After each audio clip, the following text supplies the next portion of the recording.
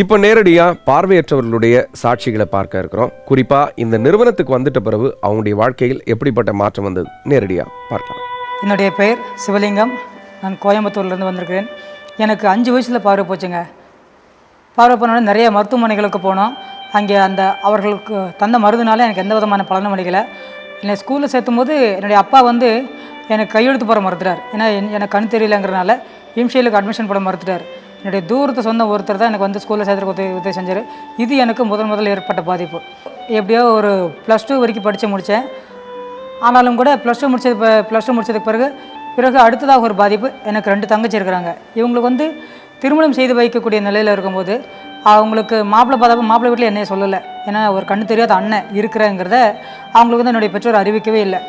ஆனாலும் திருமணத்தன்னைக்கு ஒரே வீதியில் நடந்தது. என்னை ஒரு 3வது தெருவில் ஒரு வீட்டில் வச்சு போட்டு வச்சிட்டாங்க. யாரும் சொல்லிடுவாங்களோ அப்படிங்கிறதுக்காக அதில் போட்டு வச்சுட்டாங்க. சொல்லலை. திருமணத்துக்கு பிறகு அப்புறம் மாப்பிள்ளை நான் ஒரு அண்ணன் இருக்கிறதுங்கிறது தெரிய வந்துச்சு. என்னுடைய மிஷன் டு தி பிளைண்ட் ஊழியர் ஜெயக்குமார் அண்ணன் அவர்களால் இங்கே அறிமுகப்படுத்தப்பட்டு இங்கே நான் இங்கே மாணவனாக பயிற்சி எடுக்கிறேன். என்னுடைய வாஞ்சை என்னென்னா அப்போஸ்தலர் 17:27 படி நான் கண்டுகொண்ட கர்த்தரை என் பெற்றோர்களும் கண்டுகொள்ள வேண்டும். பிறக்கும்போது நல்லா பார்வை தெரிஞ்சு பிறந்தேன். எனக்கு 3 வயசில் கண் தெரியாமல் போச்சு. எப்படி போச்சுன்னா, எனக்கு கண்ணில் அம்மா போட்ட உடனே எங்கள் சொந்தக்காரங்க எங்கள் பாட்டி எல்லாரும் சேர்ந்து பேசி என் கண்ணில் சுடுதண்ணியை ஊற்றி என் பார்வை முற்றிலும் பறிக்கப்பட்டது. அது மட்டும் இல்லாமல் டீப்பு மருந்து எல்லாம் என் கண்ணில் ஊற்றிட்டாங்க. அதான் கடைசி வரைக்கும் எனக்கு ரொம்ப கஷ்டமாக இருந்துச்சு. எங்கள் வீட்டில் ரொம்ப என்னை இவளால் என்ன பிரயோஜனம்னு சொல்லி என்னை ரொம்ப ஒதுக்கி வச்சுருந்தாங்க. இன்னொன்று சொல்லப்போனால் ரேஷன் கார்டில் என் பேர் இல்லாமல் போகப்பட்டது. நான் 10 வயசு வரைக்கும் வீட்டிலே என்னை இருக்க வச்சுட்டாங்க. எனக்கு ஸ்கூல் இருக்குன்னு தெரியாது. எங்கள் அம்மா அப்பாவுக்கு உலகத்திலே நமக்கு மட்டும்தான் இப்படிப்பட்ட ஒரு பிள்ளை பிறந்திருக்குன்னு சொல்லி ரொம்ப வருத்தத்தோடு இருந்தாங்க. அப்புறம் எங்கள் அப்பாவுடைய ஃப்ரெண்டு மூலமாக பாளையங்கோட்டை பெயின் ஸ்கூலுக்கு போய் என்னை சேர்த்தாங்க. அங்கே நான் 1ஆம் கிளாஸ் படிச்சுட்டு திருப்பி நான் வெளியே போய் படித்தேன். பிஏ வரைக்கும் நான் முடித்தேன் கஷ்டப்பட்டு. பிஏக்கு மேலே நான் படிக்கலை. பிஏ செகண்ட் இயர் படிக்கும்போது எங்கள் அம்மா இறந்துட்டாங்க. நான் மேற்கொண்டு படிக்காமல் இருந்தேன். அதுக்கப்புறம் மதுரையில் காலேஜ் படிச்சுட்டு தூத்துக்குடி லாஸ்ட்டில் போய் 1 வருஷம் நான் சும்மா இருந்தேன். அப்புறம் இந்த மிஷன் டு தி பிளைண்ட் ஊழியக்காரங்க அந்த தூத்துக்குடி ஹாஸ்டலுக்கு அடிக்கடி வருவாங்க. அப்போ என்னை சந்தித்து பேசுவாங்க.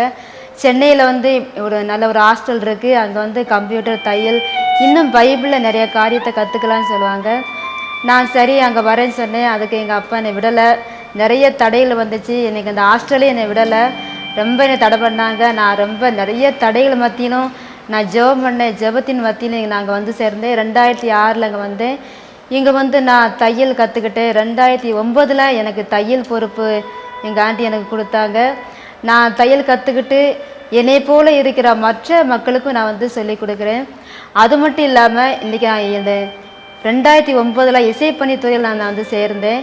நிறைய ஆலயத்துக்கு சென்று கர்த்தருடைய வேதத்தை வாசிக்கவும் பாடலை பாடவும் நடனத்தை ஆடவும் கர்த்தர் என்னை கிருபையாக என்னை பயன்படுத்தி வராரு. என்னுடைய பேர் எபனேசர் கணேசன்.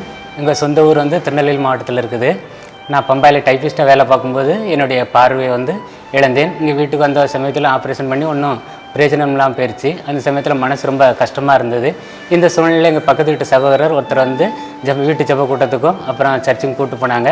ஆண்டவர் வார்த்தை என்னுடைய உள்ளத்தில் பயங்கரமாக அங்கே கிரியை செஞ்சது. நானும் ஒரு ஊழியக்காரனாக ஆகணும் அப்படின்னு ஒரு முடிவு எடுத்தேன். அப்போ அந்த சமயத்தில் தான் எங்களுடைய ஊழியக்காரர் மிஷன் டு தி பிளைண்டில் உள்ளவர் ராபின் என்கிறவர் அங்கே என்னை சந்தித்தார். பின்பு இங்கே இந்த மிஷன் டு தி பிளைண்டில் பைபிள் காலேஜில் படித்து இப்போ நல்ல ஒரு ஊழியக்காரனாக இருக்கிறேன். ஒரு ஜெப ஊழியை செய்து கொண்டிருக்கிறேன். என்னுடைய வாழ்க்கை நல்ல ஒரு ஆண்டவருக்குள்ளே நல்லா வளர்ந்து கொண்டு வருகிறது. என் பேர் இளையராஜா. நான் திருவாரூர். நான் சிறிய வயதுலேருந்து நான் சைட்டடு 9th ஸ்டாண்டர்ட் வரையும் நான் சைட்டடு ஸ்கூலில் படித்தேன். அதன் பிறகு நான் அந்தமான் போயிருந்தேன். அந்த சூழ்நிலையில் எனக்கு 3 வருஷமாக அங்கே வேலை பார்த்துட்டு இருக்கும்போது எனக்கு அடிபட்டுடுச்சு. வலது கண்ணில் இடது கண்ணில் அடிபட்டு என் பார்வை போயிடுச்சு. அதுக்கு பிற்பாடு நான் ஊருக்கு வந்தேன். அந்த கண் பார்வை பார்க்க முடியாது, அந்த நரம்பெல்லாம் ஒன்று கூடிய முடியாது அப்படின்னு சொன்னாங்க. அதுக்கு முற்பாடு அந்த ஒரு கண் பார்வையோடு நான் நடமாடிக்கிட்டு போயிட்டு வந்துட்டு இருந்தேன். அப்போ இந்த அடிப்பட்ட பலவீனத்தினால 5 ஆண்டுகளுக்கு பிறகு அந்த கண் 100 கண் பார்வை இழந்தது. அதன் பிறகு நான் ரொம்ப நாளுக்கு பிறகு ஹாஸ்பிட்டலில் போய் பார்த்தேன். முடியாத சூழ்நிலை இருந்தது. அதுக்கு பிற்பாடு சபைக்கு போக ஆரம்பித்தேன். அதுக்கப்புறம் 2011 அப்புறம் எங்கள் அப்பாவை இழந்தேன். 2013 எங்கள் அம்மாவை இழந்தேன். எல்லாரும் கைவிடப்பட்ட நிலை, அப்புறம் ஊராட்சியில் சமுதாயத்திலலாம் புறக்கணிக்கப்பட்ட நிலை. அதுக்கு பிறகு நான் இங்கே எங்கள் அக்கா வீட்டில் 2 மாதம் இருந்தேன். அப்புறம் எண்ணெய் வயசில் வந்து 2 மாதம் இங்கே மொபைல் ட்ரெயின் எடுத்தேன். இங்கே மிஷினல் பெயிண்டிங் இருக்கிறதாக என் ஃப்ரெண்ட்ஷிப்லாம் சொன்னாங்க. அப்புறம் அவங்க மூலியமாக இங்கே வந்து இங்கே பிரெயில் கற்றுக்கொண்டு பிரெயில் படிச்சுட்ருக்கேன். இங்கே இந்த 2 வருஷம் கோர்ஸில் இப்போ நான் செகண்ட் இயர் ட்ரைனிங்ஸாக இருக்கேன். இது முடிஞ்சவுடனே நான் ஆண்டவருக்காக ஊழியம் செய்யணுங்கிற ஒரு வாஞ்சியாக இருக்கேன். என்னுடைய பேர் ஆண்டனியம்மாள். என்னுடைய ஊர் திருநெல்வேலி மாவட்டத்தில் உள்ள மாஞ்சோலை எஸ்டேட். இங்கு நான் பிறந்து வளர்ந்தேன். நான் ஒரு ஆசி குடும்பத்தை சேர்ந்தவள். நான் 10th படிக்கும்போது எனக்கு கண் பார்வை போயிடுச்சு. ஒரு நாள் இரவு நான் படிச்சுட்டு எக்ஸாமுக்கு டயத்தில் தூங்கி காலையில் எழும்புறேன், எனக்கு கண்ணு தெரியல. எல்லாம் நான் டச் பண்ணி பார்க்குறேன், ஒன்றுமே தெரியல. கண்ணை கழுவி பார்க்குறேன், ஒன்றுமே இல்லை. அப்புறம் எனக்கு ரொம்ப அதிர்ச்சி ஆகிட்டு, எக்ஸாம் டயத்தில் நம்ம கண் பார்வை போச்சு அப்படின்னு சொல்லிட்டு அப்பா அம்மாட்ட உடனே சொன்னேன். உடனே அவங்களுக்கு என் குடும்பமே எல்லாம் அதிர்ச்சியில் ஆகிடுச்சு. உடனே ஹாஸ்பிட்டல் என்னை கூப்பிட்டு போனாங்க. அங்கே டாக்டர்கிட்ட சொல்லும் பொழுது 1 வாரம் என்னை பெட்டில் வச்சாங்க. அப்போ ட்ரீட்மெண்ட் எடுக்கும் பொழுது எங்கள் அப்பா அம்மா ரொம்ப கண்ணீரோடு சொன்னாங்க, என் பொண்ணுக்கு எப்படியாவது கண் பார்வை கிடச்சிடணும், வேறு கண்ணாவது வச்சுருங்க, எவ்வளோ காசு செலவழித்தாலும் பரவாயில்ல, வேறு கண்ணு வைங்க, அவளுக்கு பார்வை கிடைக்கணும் அப்படி சொன்னாங்க. ஆனால் டாக்டர் சொன்னாங்க, இல்லைம்மா கண்ணு நல்லா இருக்குது, நரம்பு தான் செயலிழந்து போச்சு, ஒன்றும் பண்ண முடியாது, நீங்கள் உங்கள் பொண்ணுக்கு ஆறுதல் சொல்லி வீட்டுக்கு கூப்பிட்டு போங்கன்னு சொல்லிட்டாங்க. சர்ச்சுக்கெல்லாம் போக ஆரம்பித்தேன். அதுக்கு பிறகு நான் மதுரைக்கு போய் நான் எப்படியாவது 10th எனக்கு எழுதணும் அப்படின்னு நினச்சி நான் மதுரையில் போய் 10th எழுதினேன். அங்கே தான் ஒரு அண்ணன் சொன்னாங்க, இந்த மாதிரி மிஷின் டு த பிளைண்ட் சென்னையில் இருக்குது, நீ போய் அங்கே போய் சேரு, நீ நல்லா ஜெபம் பண்ண, ஊழியத்தில் உன்னைய கர்த்தர் எடுத்து பயன்படுத்துவார் அப்படின்னு சொல்லி எனக்கு அட்ரஸ் எல்லாம் கொடுத்தாங்க. நான் இங்கே வந்து சேர்ந்தேன். இங்கே வந்து சேர்ந்தோன்னே இங்கே நல்லா தையல், type, computer, music, Bible study எல்லாம் நான் கற்றுக்கிட்டு இன்னும் நல்ல திறமைகளோட வெளியிலையும் போய் நான் என்னுடைய திறமைகளை கர்த்தருக்காக செய்கிறேன். என் பேர் பிரிசில்லா முருகலட்சுமி. நான் ஒரு தீவிரமான இந்து குடும்பத்தை சேர்ந்தவள். எனக்கு பிறவியிலே பார்வை கிடையாது. ஆனாலும் எங்கள் அப்பா அம்மா வந்து தெய்வத்துக்கு பயந்திருந்தனால என்னை வந்து ஒரு கடவுள் பக்திக்குள்ளே வளர்த்தாங்க. ஆனால் சாமி கும்பிடு அப்படின்னு சொல்லும்போது எனக்கு அதெல்லாம் ஒன்றுமே தெரியலை. சும்மா கோயிலுக்கு போனாலும் அப்படி கையை வச்சுட்டு அப்படி வந்துட்டு இருந்தேன். அப்புறம் நான் ஸ்கூலில் பாளையங்கோட்டை பார்வையற்றோர் பள்ளியில் படித்தேன். அந்த ஸ்கூல் கிறிஸ்டின் ஸ்கூலாக இருந்ததுனால கர்த்தரை குறித்த அறிந்த அறிவுகள் இருந்தது. இருந்தாலும் வாலிபர் ஸ்டேஜ் வரும்போது அது கேள்விக்குறியாக இருந்தது. அதுக்கப்புறம் நான் ஜெபம் பண்ணது மூலம் தாயின் கருவில் உன்னை தெரிந்து கொண்டேன், அந்த வசனம் எரேமியாவில் சொல்லப்பட்டிருக்கு. அந்த வார்த்தையின் மூலமாக கர்த்தர் நம்மை தெரிந்தெடுத்திருக்கிறார் அப்படின்றத நான் விசுவாசித்தேன். அதுக்கப்புறம் நான் பிஏ முடிச்சுட்டு மிஷன் டு த பிளைண்டோட தொடர்பு கிடச்சிது. இங்கே வந்து இன்னும் கூடுதலாக கர்த்தரை அறிஞ்சிக்கிட்டேன். கம்ப்யூட்டர் படிக்கிறதுக்கு எனக்கு இங்கே வாய்ப்பு கிடச்சிது. அகப்பே அப்படின்னு ஒரு நிறுவனத்தின் மூலமாக நான் கம்ப்யூட்டர் கற்றுக்கிட்டு இங்கே வந்து பிள்ளைங்களுக்கு கற்றுக் கொடுக்கக்கூடிய அளவுக்கு வந்தேன். அதோடு மட்டும் இல்லாமல் எனக்கு ஸ்பெஷல் அச்சீவ் அவார்டு வாங்குறதுக்கு கர்த்தர் கிருபை செஞ்சார். நேரில் இப்போ நீங்கள் பார்த்த பல பதிவுகளில் குறிப்பாக பிறவியிலேயே ஒரு சிலர் தான் வந்து பார்வை இல்லாமல் பிறந்திருக்காங்க. மற்ற எல்லாருமே பிறக்கும் பொழுது நல்ல கண்களோடு பிறந்தவர்கள். சரியான மருத்துவம் இல்லாமல் இல்லை சரியாக அவங்கள கவனிக்காதனால, சரியான ட்ரீட்மெண்ட் கொடுக்க முடியாதனால அவங்க பார்வை இழந்திருக்கிறாங்க. இது உண்மையாகவே வேதனைப்படக்கூடிய ஒரு விஷயம்தான். நிச்சயமாக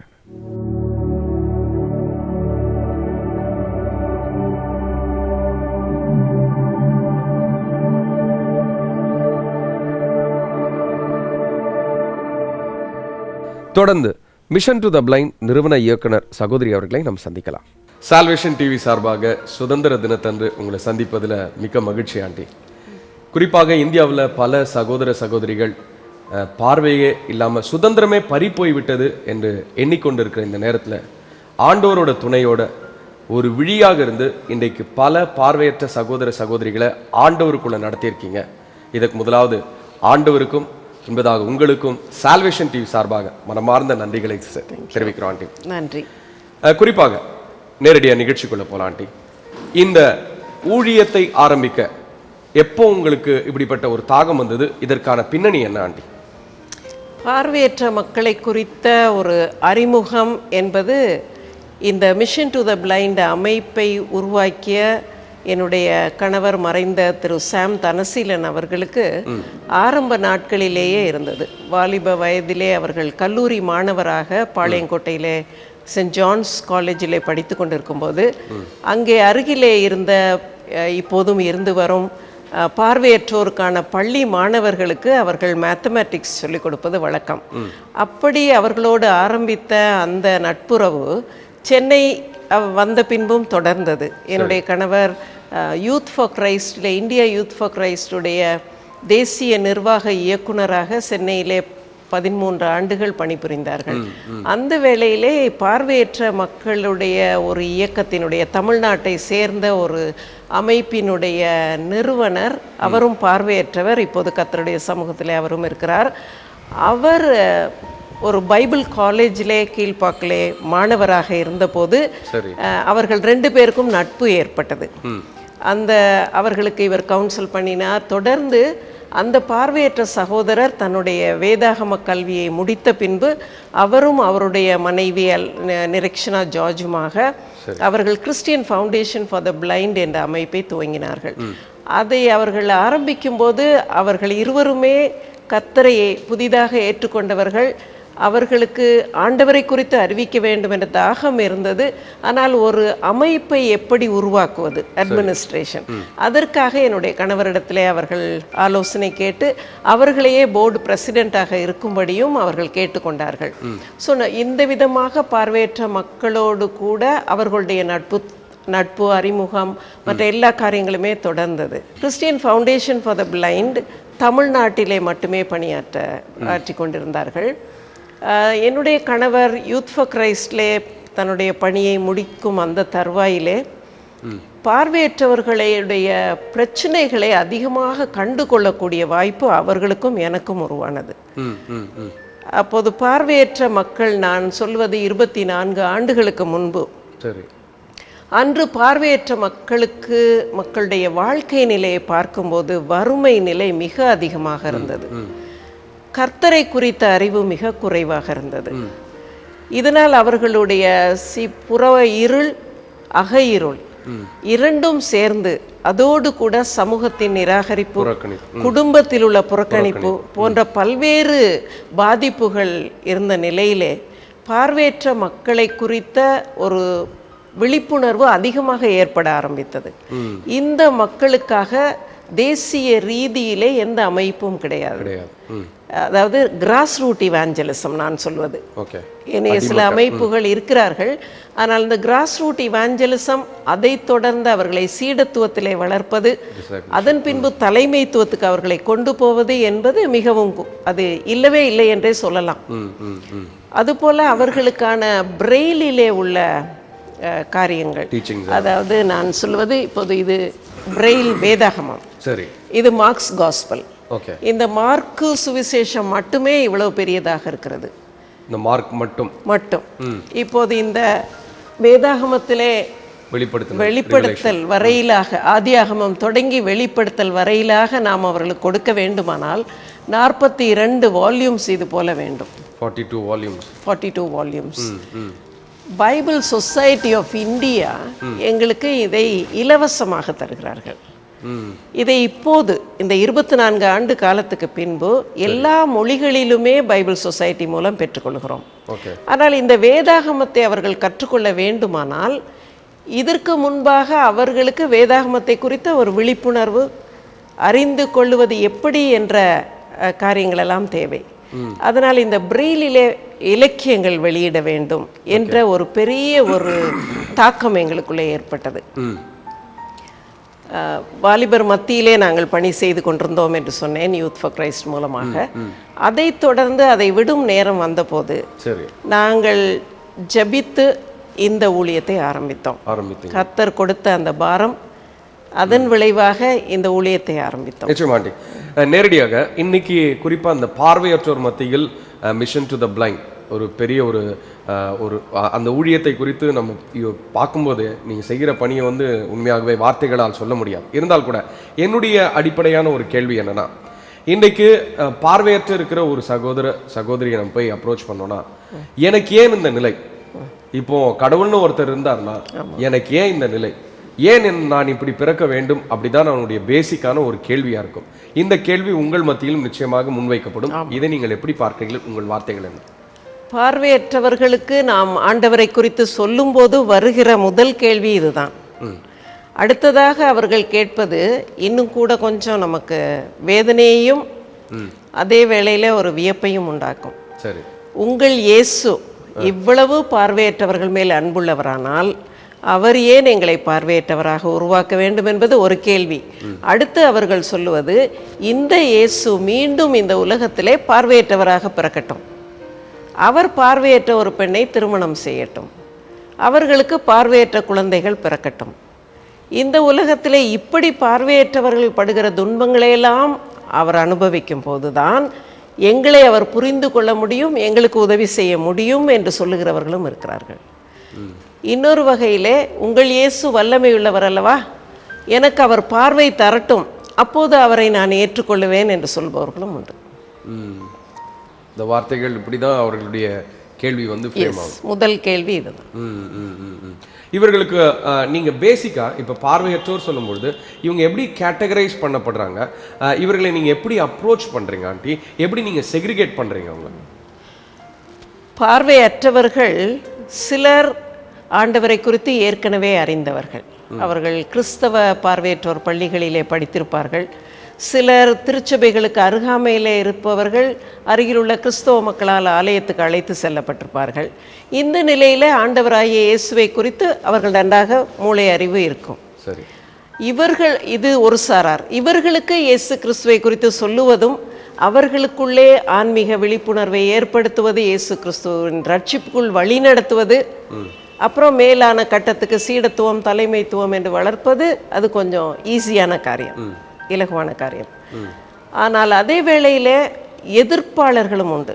எங்களுக்கு இந்த இயேசு தேவையில்லை என்று சொல்பவர்கள் நிறைய பேர் இருக்கிறார்கள். எங்களுக்கு எங்களுடைய வேதம் இருக்கிறது, அது போதும் என்று சொல்லுபவர்கள் ஒரு சாரார். இன்னொரு சாரார், எனக்கென்று திறமை இருக்கிறது, எனக்கு மூளை இருக்கிறது, என்னுடைய திறமையினாலே நான் படிக்கிறேன், என்னுடைய திறமையிலே வேலையை பெற்றுக்கொள்கிறேன், என்னுடைய திறமையில எனக்கு வாழ்க்கையை அமைத்துக் கொள்கிறேன், இந்த கடவுள் என்பதெல்லாம் நீங்கள் சொல்வது எனக்கு அவசியமில்லை என்று சொல்லுபவர்கள் இருக்கிறார்கள். இன்னும் சிலர் ஆன்மீக விழிப்புணர்வு என்பதே இல்லாத நிலையிலே இருப்பவர்களும் உண்டு.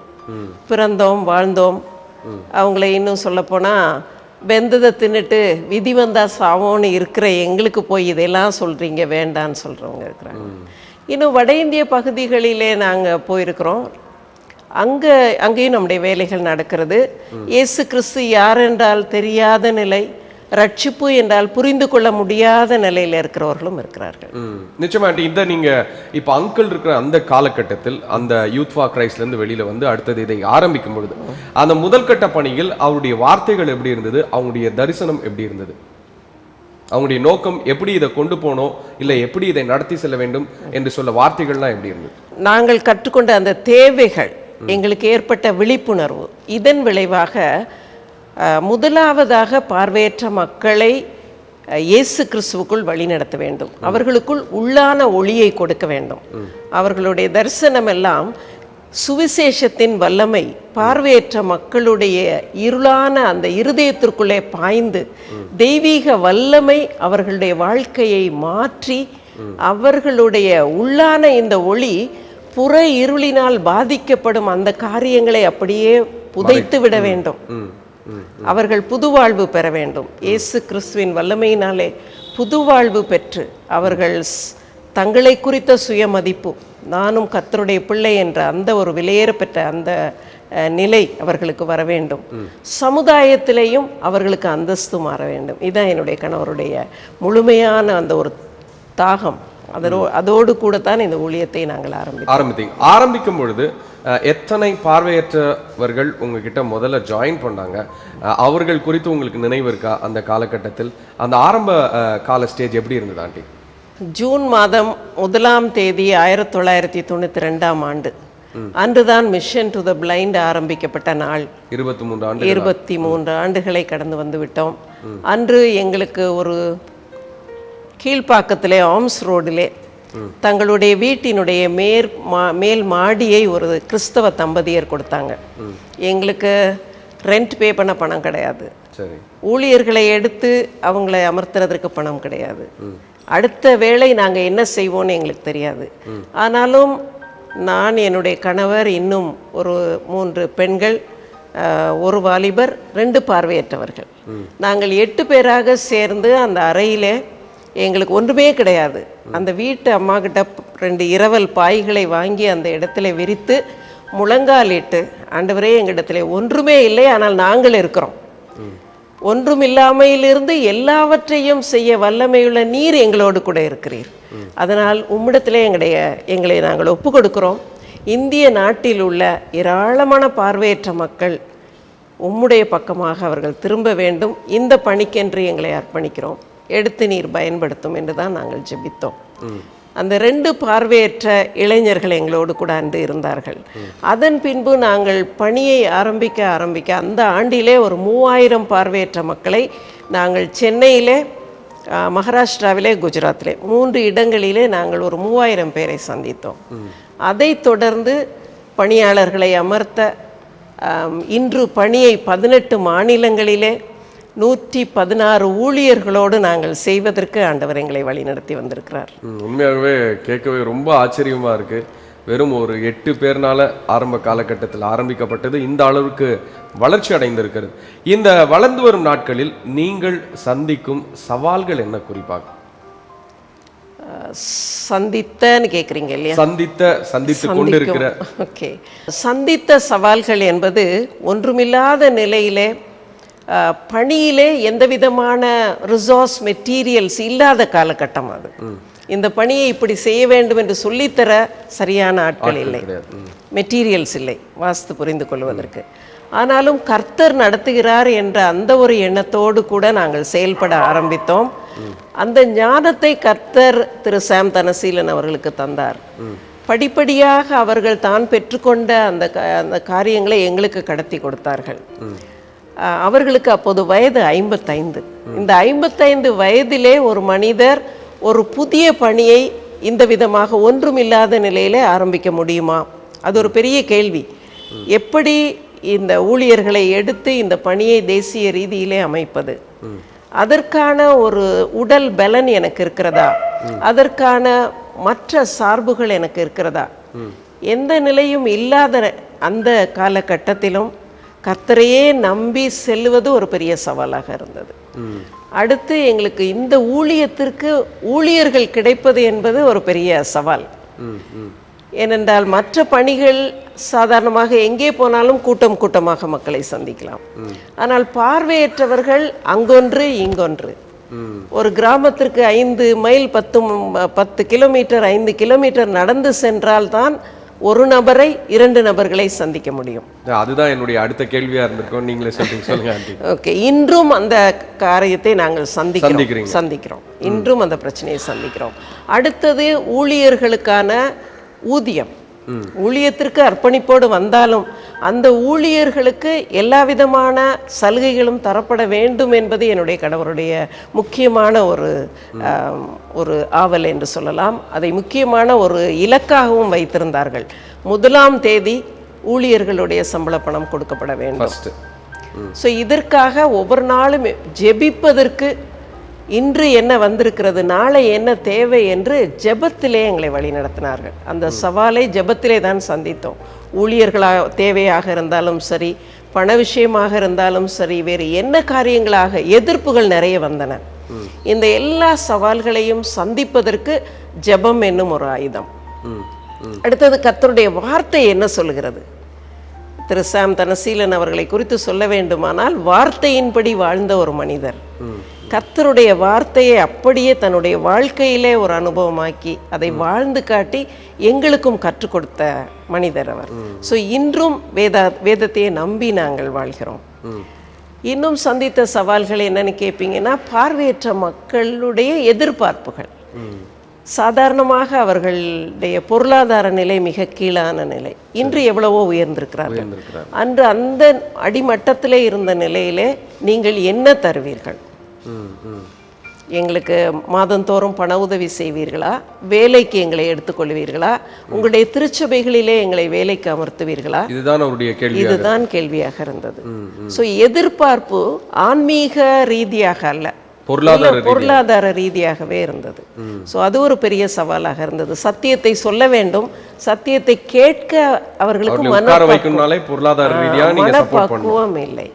இந்த நிலையில எங்களுக்கு இன்னொரு சவால் என்னவென்றால், நாங்கள் ஆரம்பித்த கொஞ்ச நாட்களிலே நாங்கள் நிறைய விழிப்புணர்வு உருவாக்கினோம். அநேகர் மெட்டீரியல் உதவிகளை செய்ய ஆரம்பித்தாங்க.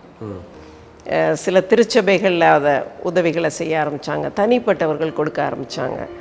ஸோ மக்கள் எங்களை விட்டு இந்த சத்தியத்தை கேட்பதை விட்டு இந்த காரியங்களுக்கு நேராக அவர்கள் கடந்து சென்றதும் உண்டு. ஸோ அது ஒரு பெரிய சவாலாக இன்றைக்கும் இருந்து வருகிறது. குறிப்பாக இன்றைக்கு உங்களிடத்தில் இருக்கிறவர்கள் எப்படிப்பட்ட ஏரியாஸ்லாம் டெவலப் ஆகியிருக்கிறாங்க?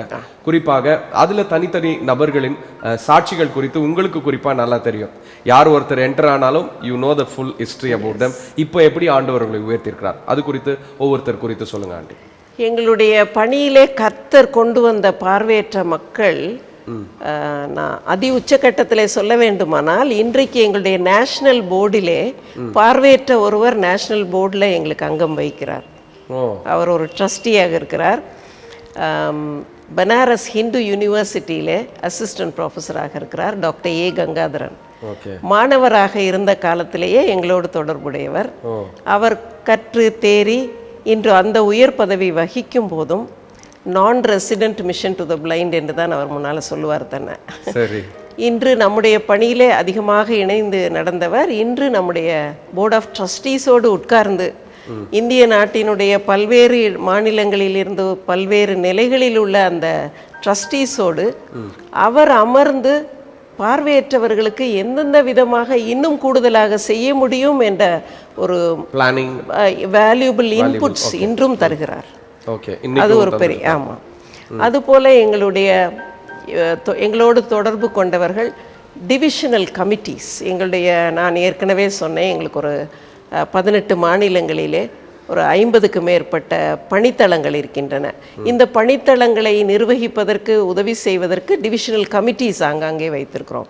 இந்த கமிட்டிஸ்லே எங்களுடைய பார்வையற்றவர்களும் இப்போது அங்கே உட்கார்ந்து அவர்களும் இந்த ஊழியத்திலே ஈடுபாடோடு கூட இருக்கிறார்கள். இது ஒரு பெரிய காரியம். எங்களுடைய ஊழியர்களிலே 44 பேர் நம்முடைய ஊழியத்திலே பயன்பெற்றவர்கள், ஊழியத்திலே வளர்ந்தவர்கள். இங்கே சிலரை நீங்கள் பார்ப்பீர்கள். அப்புறம் இப்படி ஒரு காலத்திலே கான்டாக்ட் என்று சொன்னவர்கள் இன்று கோவர்க்கர்ஸாக மாறி இருக்கிறார்கள். இதெல்லாம் பெரிய சாதனை. இது மட்டுமல்ல, சிலர் தங்களுடைய மாநிலத்திற்கு எங்களை ஊழியத்திற்காக அழைத்து சென்று நாங்கள் அங்கே இப்போ ஊழியத்தை எஸ்டாப்ளிஷ் பண்ணியிருக்கோம். கேரளாவில் பார்வையற்ற ஒருவர், அவர் தன்னுடைய மனைவியை இழந்த நிலையிலே மிகவும் சோகத்திலே கடந்து செல்லும்போது நம்முடைய உதவியினூடாக முன்னேறி வந்தவர். அவர் நம்மை கேரள ஊழியத்துக்கு அழைத்து சென்று கேரளாவிலே இன்று நமக்கு அங்கே ஒரு 4-5 இடத்திலே நாம் பணித்தளங்களை அமைக்க காரணமானவர். அதுபோல் ஆந்திராவிலே ராமகிருஷ்ண ரெட்டி என்பவர், அவர் மாணவ பருவத்திலேயே தொடர்பு கொண்டவர். அவர் ஆசிரியராக வந்த பின்பு எங்களை ஆந்திர மாநிலத்துக்கு அழைத்து சென்று இன்று அங்கே 13 ஊழியர்களை வைத்து நாங்கள் பணித்தளங்களை அமைத்திருக்கிறோம். இதெல்லாம் சாதனைகள். இப்படி நான் சொல்லிக்கொண்டே போகலாம், நிறைய சொல்லலாம். நிச்சயமா. குறிப்பிட்ட ஒரு காலகட்டத்துக்கு பின்பு அங்கிள் கர்த்தருக்குள் போயிடுறாங்க. இப்போ அதுக்கப்புறம் நீங்கள் ஏற்கனவே உங்களுக்கு ஒரு துணையாக அங்கிள் இருந்தாங்க, அங்கிளுக்கு துணையா இருந்தீங்க, 2 பேரும் டிராவல் பண்ணி போயிட்டீங்க. இப்போ அங்கிள் ஆண்டவருக்குள் பிரவேசித்து விட்டார்கள். இப்போ நீங்க தனியா நடந்து செல்லும் பொழுது how do you feel? இதை எப்படி எடுத்துட்டு போறீங்க? என்னுடைய கணவர் மரிப்பதற்கு சில மாதங்கள் முன்பதாகவே அவர்கள் என்னை ஆயத்தப்படுத்தி விட்டார்கள். சீக்கிரமாக எனக்கு கர்த்தருடைய அழைப்பு வரும், நீ உன்னை ஆயத்தப்படுத்திக்கொள், மற்றவர்களையும் நீ நடத்தி செல்ல வேண்டும் என்று அந்த ஒரு தைரியத்தை எனக்கு கொடுத்தார்கள். அதோடு கூட கர்த்தரும் என்னை ஆயத்தப்படுத்தினார். தனிமையாக நீ கடந்து செல்ல போகிறாய், இதை நீ உன்னை ஆயத்தப்படுத்தி கொள்ள வேண்டும் என்று அவர் எனக்குள்ளாக ஒரு தைரியத்தையும், உலகம் கொடுக்கக்கூடாத சமாதானம் என்று சொல்லுகிறோமே அந்த சமாதானத்தை எனக்குள்ளே தந்தார். அதனால அவர்கள் விட்டு சென்ற ஊழியத்தை அவர்கள் செய்தது போலவே நானும் செய்ய வேண்டும் என்று நான் ஜெபித்தேன். ஆண்டவர் எனக்கு வாக்கு கொடுத்தார். அந்த வாக்கின்படி இன்று வரை அதே விதமாக அவர்கள் என்ன நினைப்பார்களோ, அவர்கள் என்ன செய்ய வேண்டும் என்று அந்த அவர்களுடைய செயல்பாடு எப்படி இருக்குமோ, அவர்கள் வேதத்தை மையமாக வைத்தார்கள், ஜெபத்தை மையமாக வைத்தார்கள், உண்மையாக நேர்மை என்பதை அவர்கள் வாழ்க்கையிலே கடைபிடித்தார்கள், எங்களுக்கும் கற்றுக் கொடுத்தார்கள். ஒரு டிரான்ஸ்பெரன்சி, ஒளிவு மறைவு இல்லாத நிலையிலே நம்முடைய அட்மினிஸ்ட்ரேஷன் மினிஸ்ட்ரி எல்லாமே செல்ல வேண்டும் என்று கற்றுக் கொடுத்தார்கள். இன்று கர்த்தருடைய கிருபையினாலே உடன் ஊழியர்களையும் அந்த விதத்திலே நடத்தி செல்லவும் நானும் அந்த பாதையிலே அவர்களோடு இணைந்து வழி நடக்க ஆண்டவர் உதவி செய்தார். இன்றைக்கு இந்த மிஷன் டு த பிளைண்டில் உங்களோடு எத்தனை பேர் இருக்கிறார்கள்? எத்தனை முழுநேர ஊழியர்கள், எத்தனை பார்வையற்றோர் இருக்கிறார்கள்? இவர்களை உடைய டோட்டல் ஸ்ட்ரென்த் என்ன? 116 பேர் இருக்கிறோம். அதில் 44 பேர் பார்வையில்லாதவர்கள். பல நிலைகளிலே ஊழியம் செய்கிறார்கள். அவர்கள் ஊழியம் செய்கிறார்கள், கற்றுக்கொள்கிறார்கள். இவர்களுக்கு கற்றுக் கொடுக்கிறவர்கள் எப்படிப்பட்டவர்கள்? அவங்கெல்லாம் எப்படி இதுல ஜாயின் பண்ணியிருக்காங்க? கற்றுக் கொடுக்கிறவர்களிலே பார்வையற்றவர்களும் இருக்கிறார்கள் என்பது விசேஷமானது. Okay okay. இங்கே கம்ப்யூட்டர் கற்றுத் தருகிறோம் சரி, பார்வையற்ற இளைஞர்களுக்கு. அதிலே சுனில் குமார் என்பவர் ஆண்களுக்கும், பிரிசிலா முருகலட்சுமி என்ற சகோதரி பெண்களுக்கும் கம்ப்யூட்டர் கற்றுத் தருகிறார்கள். அவர்களுக்கு கற்றுக் கொடுத்தோம். அவர்கள் இப்போது டெய்லி இன்ஸ்ட்ரக்டர்ஸாக அங்கே கற்றுக் கொடுக்கிறார்கள். அதே போல் தையல் என்பது நாம் உபயோகப்படுத்துகிற அதே சோயிங் மிஷின்ஸ். அதை கற்றுக்கொண்டு பாக்யா என்ற அந்த மகள், அவள் முழுமையாக பார்வையற்றவள், மற்ற பிள்ளைகளுக்கு அவள் கற்றுக் கொடுக்கக்கூடிய திறன் படைத்தவள். இது மாதிரி வேற என்னென்ன டிபார்ட்மெண்ட்ஸ் இருக்காங்க? Braille department. பிரெயில் டிபார்ட்மெண்ட்ல இருக்கிற 3 பார்வையற்றவர்களை நீங்க சந்திப்பீங்க. அதிலே ஒருவர் வட மாநிலமான சத்தீஸ்கட்ல இருந்து வந்தவர், LLB வரை படித்தவர். ஆனால் கல்லூரியிலே அவரை எக்ஸாம் எழுத அனுமதிக்கல. அந்த நிலையிலே எங்களுடைய முகாம் ஒன்றிற்கு வந்து ஆண்டவரை ஏற்றுக்கொண்டார். அதை தொடர்ந்து இங்கே வந்து நம்முடைய ஜான் 9 பைபிள் ஸ்கூல்ல இறையியல் கற்று நம்முடைய ஊழியராக மாறி இருக்கிறார். அதே போல மகேஷ் கர்நாடகாவை சேர்ந்தவர். அவர் 1 வயதிலே குளோக்கோமாவினாலே பார்வை இழந்தார். ஆண்டவரை அறியாத அவருடைய தந்தை இந்த பார்வையற்ற ஒரு சின்ன குழந்தையை வைத்து தான் கொஞ்சம் சம்பாத்தியம் பண்ணலான்னு நினைச்சாரு. ஆனால் சில ரோமன் கத்தோலிக்க சகோதரிகளின் உதவியோடு கூட அவர் பள்ளி சென்று கற்று தேறி எங்களுடைய இந்த ஜான் 9 இறையியல் பள்ளிக்கு வந்து இங்கேயும் அவர் 2 ஆண்டுகள் CTH முடித்து அவர் இந்த பிரெயில் டிபார்ட்மெண்ட்டில் இருக்கிறார். அதுபோல் ராணி என்ற ஒரு சகோதரி MA வரை படித்திருக்கிறாள். அவளும் 6வது வகுப்பு மாணவியாக எனக்கு அறிமுகமானவள். இன்று பிரெயில் டிபார்ட்மெண்ட்டில். இவர்களுடைய வேலை என்னவென்றால் பார்வையற்ற மக்களுக்காக அந்த நான் ஏற்கனவே சொன்னபடி சிறு நூல்களை தயாரிக்கிறோம். அதை பார்வையற்ற ஒரு சகோதரியே, அவங்க தான் மெயின் ரைட்டர், அமுதா பால் வேணுகோபால்னு வெள்ளூரில் இருக்கிறாங்க. முன்னால் நம்முடைய ஸ்டாஃபாக இருந்தவங்க. அவர்கள் எழுதுகிறார்கள். பார்வையற்றவர்களுடைய பிரச்சனைகளை புரிந்து கொண்டு அதற்கேற்றார் போல் எழுதுகிறார்கள். அதை இங்கே மகேஷ், சபி அண்ட் ராணி இவங்க கம்ப்யூட்டர்லேயே கீன் பண்ணுறாங்க. தமிழில் ராணி கீன் பண்ணுறாங்க. அந்த மெட்டீரியலை ஆங்கிலத்திலையும் நாங்கள் எடுத்து மற்ற லாங்குவேஜில் கன்னடா, ஹிந்தி, மற்ற மொழிகளிலே அந்த 2 பேரும் கம்ப்யூட்டரில் கீன் பண்ணி பிரெயில் எம்பாசர் எங்களிடத்தில் இருக்கிறது. சகோதரி கனகா சுந்தர் சிங் எங்களுடைய அந்த டிபார்ட்மெண்ட்டுக்கு இன்சார்ஜ். அவங்க பார்வை உள்ளவங்க.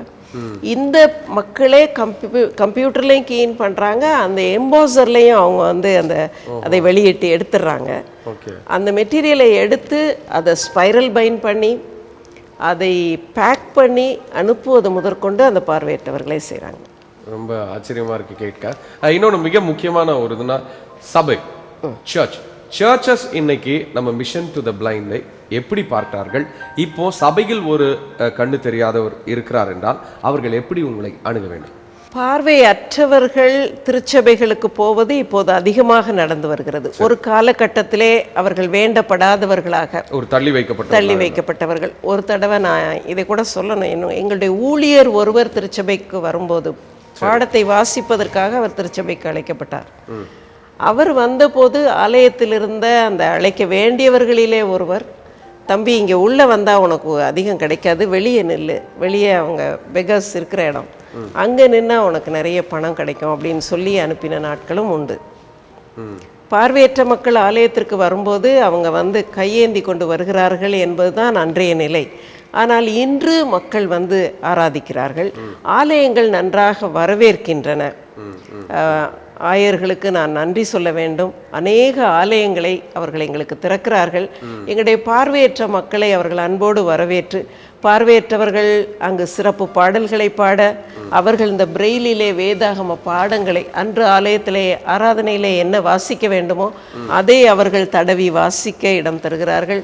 அவர்கள் தங்களுடைய சாட்சிகளை சொல்ல, ஏன் பார்வையற்றவர்கள் செய்தி அளிக்க கூட ஆலயங்கள் இன்று திறக்கின்றன. இப்போ ஒரு சபையில ஒரு பார்வையற்றோர் இருந்தா அவங்க நேரடியா மிஷன் டு த பிளைண்டை எப்படி அப்ரோச் பண்ணலாம்? அவங்க எப்படி இங்க வர முடியும்? எங்களுக்கு ரொம்ப ஈஸியாக மாதவரம் பால் பண்ணை அப்படின்னு சொன்னால் அவர்கள் இங்கே வந்து விடலாம். எங்களுடைய முகவரி 1 Alex Nagar, B colony, Madhavaram milk colony, Chennai 53. அது யாராக இருந்தாலும் நீங்கள் ஏற்றுக்கொள்வீர்கள்? பார்வையற்றவர்களாக இருக்க வேண்டும், யாராக இருந்தாலும் ஏற்றுக்கொள்வீர்கள். அதுக்கு ஏதாவது இது இருக்காங்க ஆண்டி, இந்த மாதிரி இருக்கணும் இல்லை என்றால் ஏதாவது குவாலிஃபிகேஷன் அப்படி ஏதாவது? இங்கே வந்து கற்றுக்கொள்ளுபவர்களுக்கு சில விதிமுறைகளை வைத்திருக்கிறோம். அவங்க பிரெயில் தெரியாமல் வந்தாலும் நாங்கள் பிரெயில் எல்லாம் சொல்லித் தருவோம். சரி. இளைஞர்களாக இருக்க வேண்டும், வாலிப பெண்கள், ஆண்கள். இங்கே சில விதிமுறைகளை வைத்திருக்கிறோம். இந்த விதிமுறைகளுக்கு உட்பட்டு நாம் கற்றுக் கொடுக்கிற எல்லாவற்றையும் கற்றுக்கொள்ளவும், நம்மோடு இணைந்து ஆலயங்களுக்கு வர, இந்த விதமாக அவர்கள் தங்களை நம்முடைய விதிமுறைகளுக்கு உட்படுத்தும் போது இங்கே அவர்கள் எங்களோடு தங்கி இலவசமாக தங்குமிடம், உணவு எல்லாவற்றையும் கொடுக்குறோம். நம்முடைய ஷெட்யூலில் அவங்க இணைந்து அவங்க நம்மோடு கூட கற்றுக்கொள்வார்களானால் அதற்கு யாரானாலும் இடமளிக்கிறோம். இன்னைக்கு மிஷன் டு த பிளைண்ட் இன்னைக்கு சபைக்கும் சரி பொதுமக்களுக்கும் சரி என்ன மாதிரியான கோரிக்கைகளை முன்வைக்கிறீர்கள்? உங்கள் தேவைகள் என்ன? ஆலயங்களுக்கு செல்லும்போது நம்முடைய பணியை அறிமுகப்படுத்தி மக்கள் நமக்காக முதலாவதாக ஜெபிப்பதற்காக நாங்கள் கேட்கிறோம். அதில் குறிப்பாக நாங்கள் அவர்களுக்கு சொல்லுவது, ஒவ்வொரு நாளும் காலையிலே கண்ணாடியிலே உங்களுடைய கண்களை பார்க்கும்போது இந்த விழிகளை கொடுத்த அந்த விண்ணவருக்கு நன்றி சொல்லுங்கள். அடுத்ததாக நம்முடைய நாட்டிலே இருக்கிற சுமார் 4.5 கோடி பார்வையற்ற மக்கள், இருளிலே கண்களின் புற ஒளியையும் அக ஒளியையும் இழந்திருக்கிற இந்த மக்களுக்கு நீங்கள் அவர்கள் கர்த்தரை கண்டு கொள்ளும்படி விண்ணப்பியுங்கள் என்று சொல்லி வருகிறோம். அடுத்து யாராவது இப்போ நம்ம மிஷன் டு த பிளைண்டுக்கு ஹெல்ப் பண்ணணும்னு நினைச்சா how do they come and help you? இல்லை எந்த வழியில் வந்து உதவி செய்யலாம்? எங்களுடைய மாதாந்திர ஜெப கடிதத்தை அனுப்புகிறோம். எங்களுக்கு உதவி செய்ய விரும்புபவர்கள் அவர்கள் தன்னார்வ உதவியாளர்களாக வந்து எங்களுக்கு உதவி செய்யலாம். முழு நேரமாக எங்களுடைய பணியிலே வந்து இணையலாம்.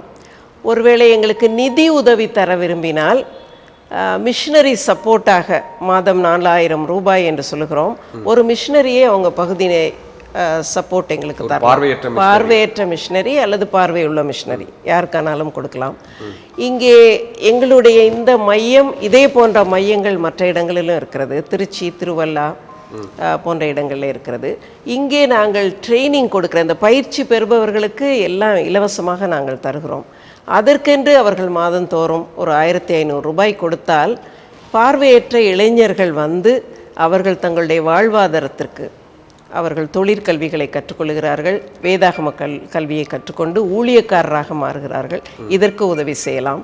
அல்லது மாதந்தோறும் அவர்களால் இயன்ற அளவு எங்களுக்கு எங்களுடைய பொது தேவைக்காக அவர்கள் கொடுக்கலாம். நிச்சயமா ஆண்டி, இந்த சுதந்திர தினத்தன்று உங்களுடைய பல வேலைகள் மத்தியில் குறிப்பாக உங்களுடைய தரிசனத்தையும் நீங்கள் என்ன பணி செய்து கொண்டிருக்கிறீர்கள் என்பதையும் சால்வேஷன் டிவி நேயர்களுக்கு ரொம்ப அழகாக ரொம்ப தெளிவாக சொன்னீங்க. நிச்சயமாக உங்கள் தரிசனம் வளர தொடர்ந்து சால்வேஷன் டிவி சார்பாக மனமாற வாழ்த்துக்கிறோம். மிக்க நன்றி.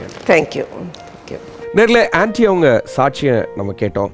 நிச்சயமா ஆண்டவர் ஒரு தரிசனத்தை ஒரு நபருக்குள் வைக்கும் பொழுது அந்த தரிசனத்திற்கு அவர்கள் இருவரும் கணவன் மனைவியாக கீழ்ப்படிந்து நடக்கும் பொழுது எப்படி அவர்கள் பிறருக்கு ஒரு ஆசீர்வாதமாகவும் பிறருடைய வாழ்க்கையில் விளக்கேற்றுகிறவர்களாகவும் வெளிச்சமாகவும் ஆண்டவர் அவர்களை மாற்றியிருக்கிறார் என்பதை இந்த சாட்சி மூலமாக நம்ம கேட்டு தெரிஞ்சிருக்கிறோம்.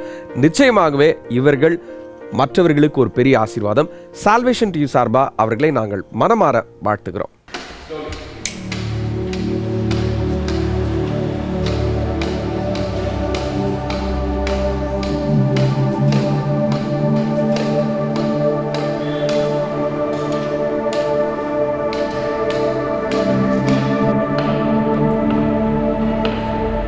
நம்ம தினசரி வாழ்க்கையில பல பார்வையற்றவர்களை சந்திக்கிறோம்.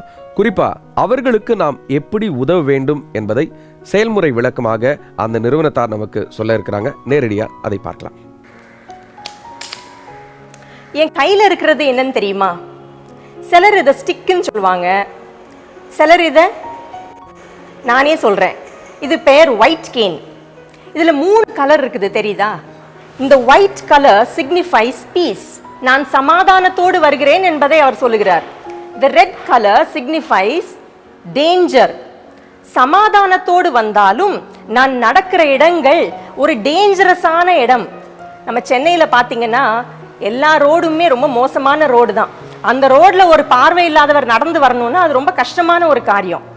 I am coming to you in a dangerous place. The green color says, though I am walking in a dangerous place, I want to prosper in my life. நானும் என்னுடைய வாழ்க்கையில் நான் முன்னேறணும்னு யோசிச்சிருக்கிறேன். இதுதான் இந்த ஒயிட் கேனுடைய சிறப்பு. இந்த ஒயிட் கேன் கல்கட்டாவில் உள்ள பார்வை இல்லாதவர்கள் இதை செய்கிறார்கள். இந்த ரெட் கலர் 2 இடங்களில் இருந்தால், that is, if it is alternating in 2 places, it means the person is deaf and blind. அப்படி ஒரு நபரை நீங்கள் பார்த்தீங்கன்னா நீங்கள் அவர்கிட்ட போய் நீங்கள் தான் அவருக்கு ஹெல்ப் பண்ணணும், ஏன்னா அவருக்கு காது கேட்காது. இந்த ஒயிட் கேனில் இன்னொரு காரியம் பார்த்தீங்கன்னா, பாருங்கள் எவ்வளோ ஈஸியாக நான் மடக்கி என்னுடைய ஹேண்ட்பேக் அல்லது என் பாக்கெட்டுக்குள்ளே கூட நான் போட்டு எடுத்துகிட்டு போகலாம். எவ்வளோ ஈஸியாக இருக்குது பார்த்தீங்களா? இதுதான் ஒரு பிளைண்ட் பர்சனுக்கு அவங்களுடைய வாக்கிங்க்கு ஹெல்ப் பண்ணுற ஒயிட் கேன்.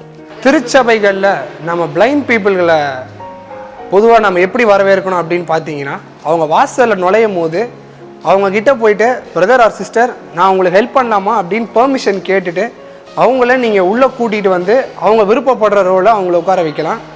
2வது, பிளைண்ட் பீப்புள் கிட்ட ஆஃபரிங் எடுக்கும் போது அவங்கக்கிட்ட நாம் அந்த ஆஃபரிங் பேக்கை கொண்டு வரும்போது அவங்களுக்கு தெரியாது நம்ம ஆஃபரிங் பேக்கை அவங்க கிட்ட கொண்டு வரணும். ஸோ அவங்க ஹேண்ட்ஸ் எடுத்து நீங்கள் அந்த ஆஃபரிங் பேக்குள்ளே வச்சு கொடுத்தீங்கன்னா அவங்க ஆஃபரிங்கை ட்ராப் பண்ணிடுவாங்க. 3rd பாயிண்ட் பார்த்தீங்கன்னா, சர்ச்சஸில் வந்து சாங்ஸ் நம்ம பாடுவோம். ஸோ சில சாங்ஸ் வந்து பிளைண்ட் பீப்புளுக்கு தெரியாமல் இருக்கும். அந்த மாதிரியான சாங்ஸை அவங்க காதில் நீங்கள் மெலிசாக நீங்கள் சொல்லும் போது அவங்க நம்ம கூட சேர்ந்து கேட்டு பாடுவாங்க. பிளைண்ட் பீப்புள்கள் வந்து திருவிருந்தில் பங்கெடுக்கும் போது அவங்களுடைய ஹேண்ட்ஸை பிடிச்சி ஃப்ரண்ட்டில் கூட்டிகிட்டு போய் அவங்கள விட்டோம்னா அவங்க நம்மளை போல சகஜமாக திருவிருந்து எடுப்பாங்க. இறுதியாக பிளைண்ட் பீப்புள்களை நம்ம அவங்க வந்திருக்க சபையில் இருக்கிற பாஸ்டர்கிட்டையும் மற்ற சக விசுவாசிங்ககிட்டையும் அவங்களை அறிமுகப்படுத்துவது நல்லது. சாதாரணமாக பார்வையற்ற மக்களை பார்க்கும்போது அவர்களால் ஒன்றுமே செய்ய முடியாதுன்னு சொல்லி நினைக்கிறோம்.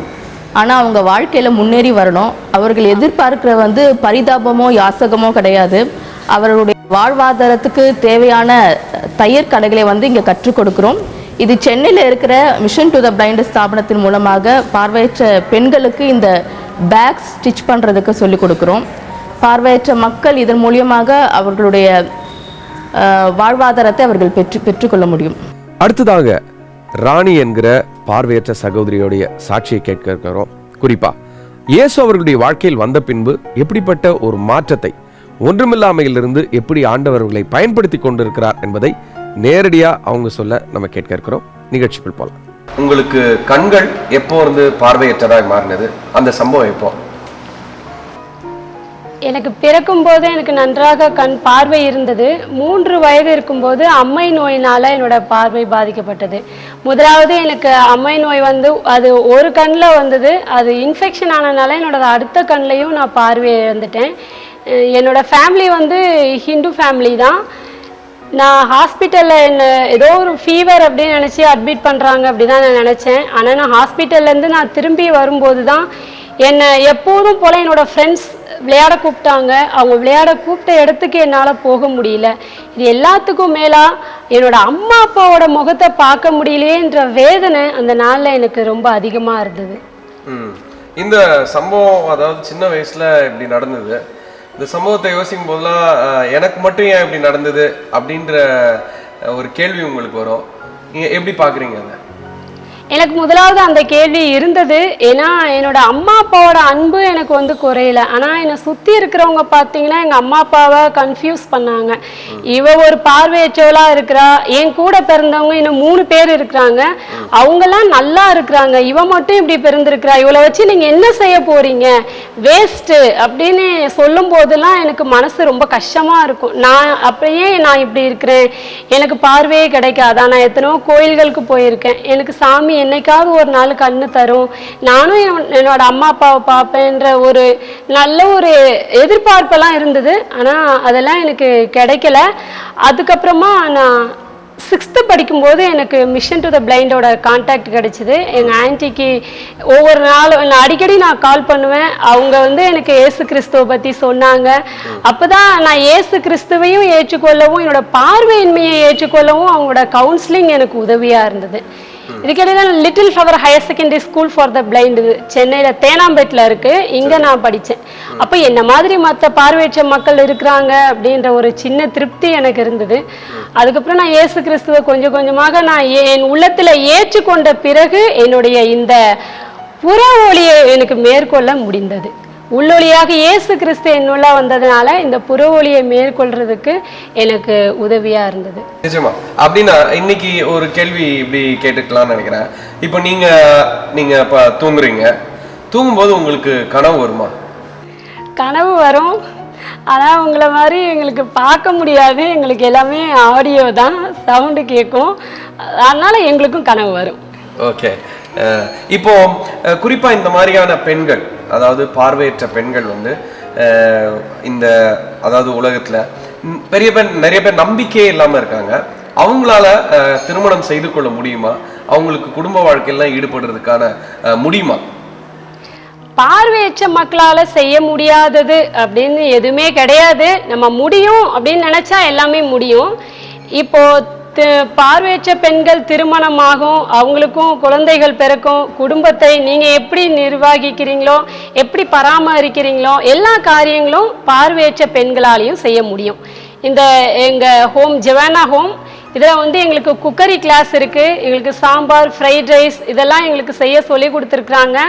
ஆனால் இங்கேருந்து ட்ரைனிங் முடித்து இப்போது லைஃப்பில் செட்டிலாக இருக்கிறாங்க சிலர். அவங்கெல்லாம் வந்து நல்லா சமைக்கிறாங்க. உங்களை போல பிரியாணி எல்லாமே நல்ல டேஸ்ட்டாக செய்கிறாங்க. கேட்கவே ரொம்ப ஆச்சரியமாக இருக்கு. சரி, இப்போ பார்வை உள்ளவர்கள் செய்ய முடியாதது கூட பார்வை இல்லாதவங்களால செய்ய முடியுமா? அதுவும் ஒரு காரியம் இருக்கு. நீங்க எல்லாமே கண்ணில் பார்த்து செய்றீங்க. உங்களுக்கு மாலை 6 மணிக்கு மேல பவர் கட் ஆயிருச்சுன்னா அந்த நேரம் உங்களால எதையும் வாசிக்க, எழுத அல்லது தனியாக எங்கேயும் போக வர எந்த பொருள்களையும் நீங்களாகவே எடுக்க முடியாது. ஆனா அந்த நேரத்துல எங்களால எழுத, படிக்க, இன்னும் எங்கள் பொருள்களை நாங்களே எடுத்துக்கொள்ள, நாங்கள் நடந்து செல்ல முடியுமானால் அந்த இருட்டில் உங்களையும் நடத்தி செல்ல எங்களுக்கு முடியும். ரொம்ப ரொம்ப ரொம்ப அற்புதமான பதில் சொன்னீங்க. Let's come to the point. இந்த மிஷன் டு த பிளைண்ட் உங்களுடைய வாழ்க்கையில எப்படிப்பட்ட சேஞ்சஸ் கொண்டு வந்து, அதை இயேசு உங்களுடைய வாழ்க்கையில் நல்ல மாற்றங்களை கொண்டு வந்தார். குறிப்பாக இங்க இந்த மிஷன் டு த பிளைண்ட் எந்த அளவுக்கு உங்களுடைய வாழ்க்கையில் ஒரு இம்பார்ட்டன்ட் ரோல் பிளே பண்ணிருக்கு? ஏற்கனவே நான் சொன்னேன், எனக்கு பார்வை இல்லாத போது என்னோட அம்மா அப்பாவை மற்றவங்க ரொம்ப கன்ஃபியூஸ் பண்ணாங்க. அப்போ நான் யோசித்தேன், ஆமாம் நான் பாவம் தானே இந்த சமுதாயத்தில், நான் என்ன செய்ய போகிறேன் அப்படின்னு சொல்லி நான் ரொம்ப யோசித்த காலங்கள் இருக்குது. அதுக்கப்புறம் இந்த ஜிவானா ஹோமில் வந்து நான் சில ஸ்கில்ஸ் எல்லாம் எங்களுக்கு நான் கற்றுக்கிறதுக்கு உதவியாக இருந்தது. டெய்லரிங், க்ளீன் வெல் மேக்கிங், எங்களுக்கு மியூசிக், டான்ஸ் இதெல்லாம் எங்களுக்கு முறையாக சொல்லி கொடுக்குறாங்க. மட்டும் இல்லை, ஏற்கனவே சொன்ன மாதிரி குக்கரி கிளாஸ் எங்களுக்கு இருக்குது. இன்னும் எங்களுக்கு கம்ப்யூட்டர் சொல்லி கொடுக்குறாங்க. கம்ப்யூட்டர் இது வந்து இப்போது கம்ப்யூட்டர் வேர்ல்டு.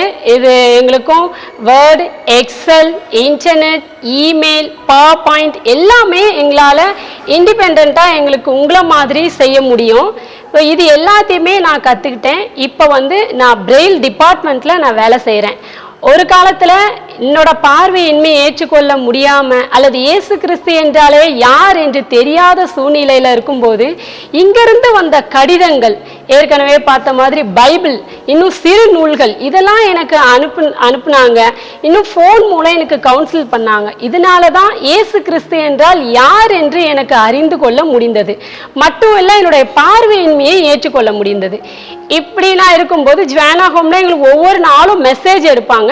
நான் ஒரு நாள் பர்சனல் பைபிள் வாசிக்கும் போது யோவான் 9ஆம் அதிகாரத்தில் சீஷர்கள் இயேசு கிறிஸ்து கிட்ட கேட்குறாங்க, ரபி, இவன் பார்வையற்றவனாய் பிறந்தது யார் செய்த பாவம்? இவன் செய்த பாவமா, இவனை பெற்றவர்கள் செய்த பாவமான்னு இயேசு கிறிஸ்து கிட்ட சீஷர்கள் கேட்கும்போது, அது இவன் செய்த பாவமும் இல்லை, இவனை பெற்றவர்கள் செய்த பாவமும் இல்லை, தேவனுடைய கிரியைகள் இவனிடத்தில் வெளிப்படும் பொருட்டு தான் இவன் இப்படி பிறந்திருக்கிறான் அப்படின்னு இயேசு கிறிஸ்து சொல்றாரு.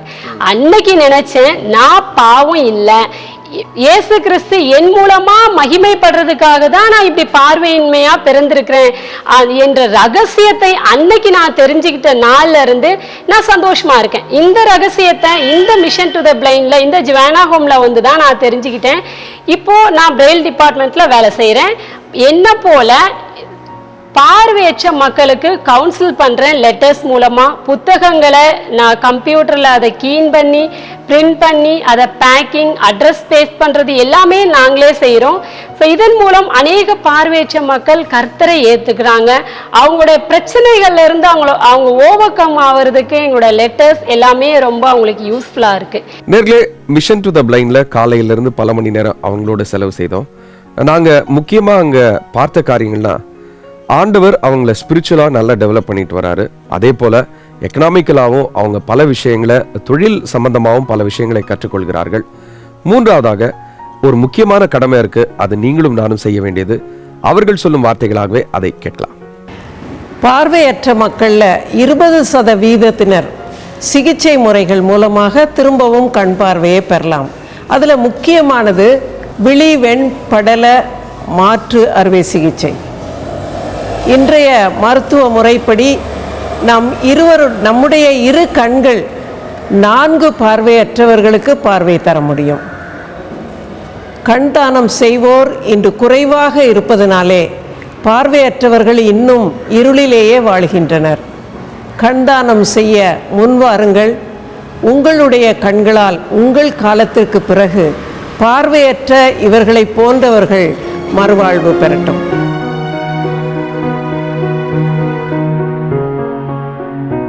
கண்தானம். நம்ம இருக்கும் பொழுது நம்முடைய கண்களை அவர்கள் கேட்கவில்லை, நம்முடைய இறப்புக்கு பின்பதாக தான் நம்முடைய கண்களை கேட்கிறார்கள். ஏன் அதை நம்ம செய்யக்கூடாது? அடுத்ததா ஒரு அழகான சாட்சியை சிஸ்டர் ராணி சொல்ல இருக்கிறாங்க. நேரடியாக அந்த சாட்சியை கேட்கலாம். என்னை யாரெல்லாம் பாவம் பாவம்னு சொன்னாங்க, நீ இந்த குடும்பத்துக்கு சுமையாதான் இருப்ப அப்படின்னு சொன்னாங்க. ஆனா இந்த மிஷன் டு த பிளைன்ல நான் வேலை செய்யறதுனால என்னோட தங்கையோட மேரேஜை நான் நடத்தி வச்சிருக்கிறேன். மற்ற பார்வையுள்ள அக்கா என்னெல்லாம் செய்வாங்களோ அதே போல எல்லாமே நான் செஞ்சிருக்கிறேன். மட்டும் இல்லை, இன்னைக்கு என்னோட முழு குடும்பமும் இயேசு கிறிஸ்துவை ஏற்றுக்கொண்டு ரொம்ப சந்தோஷமா இருக்கிறாங்க. என்னோட அப்பா சிக்கா இருந்தாங்க 9 இயர்ஸ்க்கு முன்னாடி. அவங்களுக்கு நான் இயேசு கிறிஸ்துவை பற்றி சொன்னேன். அன்னைக்கு அவங்க எல்லா ஃபேமிலி இயேசு கிறிஸ்துவை ஏற்றுக்கொண்டது 9 இயர்ஸ் முடிஞ்சு இப்போது முந்தின வருஷம்தான் எங்கள் அப்பா மே 20ஆம் நாள் கர்த்தருக்குள் நித்திரை அடைந்தார். இதுதான் என்னோட ரொம்ப சந்தோஷமான விஷயம். அது கர்த்தருக்குள்ள அவர் நித்திரை அடைஞ்சாரு. இன்னைக்கு எங்கள் அம்மா இருக்கிறாங்க. எங்கள் அம்மாவை நான் பார்த்துட்டு வரேன். நான் என் தங்கையோட மேரேஜ் நடத்தி வச்சிருக்கிறேன். இப்போ எல்லாரும் என்ன சொல்றது, இவள் சுமை அல்ல, இவள் சுமை தாங்கி. நாங்கள் பாவம்னு சொல்லிட்டேன், இவ பாவம் இல்லை, நாங்கள் தான் பாவம். ரொம்ப பிரைட்டாக இருக்கிறா, ஸ்மார்ட்டாக இருக்கிறா, இவளால் எல்லாம் செய்ய முடியும் அப்படின்னு இன்னைக்கு என்னை சுற்றி இருக்கிறவங்க சொல்கிறாங்கன்னா, இது எல்லாமே இந்த மிஷன் டு த பிளைண்டில் வந்து நான் கற்றுக்கிட்ட காரியங்கள், அவங்க எனக்கு கொடுத்த ட்ரைனிங், என்னை அவங்க ஸ்பிரிச்சுவலில் டெவலப் பண்ணாங்க. மட்டும் இல்லை, இன்னைக்கு நான் நல்ல வேலையில் இருக்கிறேன். மற்ற பார்வையற்ற மக்களுக்கு நான் சாட்சியாக இருக்கிறேன். நிச்சயமா உங்களை ஆண்டவர் ஒரு பெரிய ஆசீர்வாதமா வச்சிருக்காரு. எப்படி மிஷன் டு த பிளைண்ட் உங்களை உருவாக்கி இருக்கிறது என்பதை உங்கள் வார்த்தைகள் மூலமாக எங்களால் புரிந்து கொள்ள முடியுது. நிறைவு கேள்வியாக, இயேசு கிறிஸ்துவை நீங்கள் சந்திக்கும் பொழுது நீங்கள் அவரோடு பேசும் வார்த்தைகள் இல்லை என்றால் அவரை கேட்கும் கேள்வி என்னவாக இருக்கும்? இயேசு கிறிஸ்துவை நான் சந்திப்பேன் கண்டிப்பா. அன்னைக்கு வந்து ஊனெல்லாம் இருக்காது. நிச்சயமா நான் அவரை வந்து முகமுகமா பார்ப்பேன்.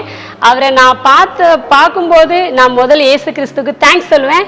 ஏன்னா என்னை பார்வையின்மையாக படைச்சதுக்காக ஆண்டவருக்கு நன்றி சொல்வேன். ஏன்னா அவர் வந்து ஏற்கனவே சொல்லிட்டாரு.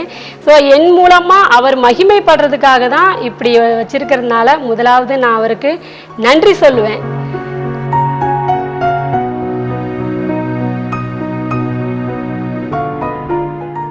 ராணி, உங்க சாட்சியை நீங்க நிச்சயமா கேட்டிருப்பீங்க. அவங்க சொல்லும் பொழுது கனவு வந்து பார்வையற்றவர்களுக்கு வருமா அப்படின்னு சொல்லும் பொழுது அந்த கனவு கூட அவங்களுக்கு சத்தம் தான் கனவு அப்படின்னு சொல்லும்போது உண்மையாவே மெய்சிலிருக்க வைத்தது. அதுக்கப்புறம் அவங்க ஒரு நம்பிக்கை சொன்னாங்க. என்னன்னா, அதாவது நாங்கள் இயேசுவை நிச்சயமாக முகமுகமாய் நாங்கள் எங்களுடைய சொந்த கண்களால் காண்போம், நிச்சயமாகவே முடிவு உண்டு, உன் நம்பிக்கை வீண் போகாது என்று சொன்ன அந்த நம்பிக்கை தாங்க எங்களையும் மெய்சிலிருக்க வைத்தது. அந்த நம்பிக்கையில் தான் அனைவரும் பயணித்துக் கொண்டிருக்கிறோம். மிஷன் டு த பிளைண்ட் வேற எங்கேயும் இல்லை, சென்னையில தான் இருக்கு. உங்களுக்கு நேரம் கிடைக்கும் பொழுது அவர்களை நிச்சயமா நீங்க விசிட் பண்ணலாம். மீண்டும் அடுத்த நிகழ்ச்சியில் உங்களை சந்திக்கிறேன். நன்றி, வணக்கம்.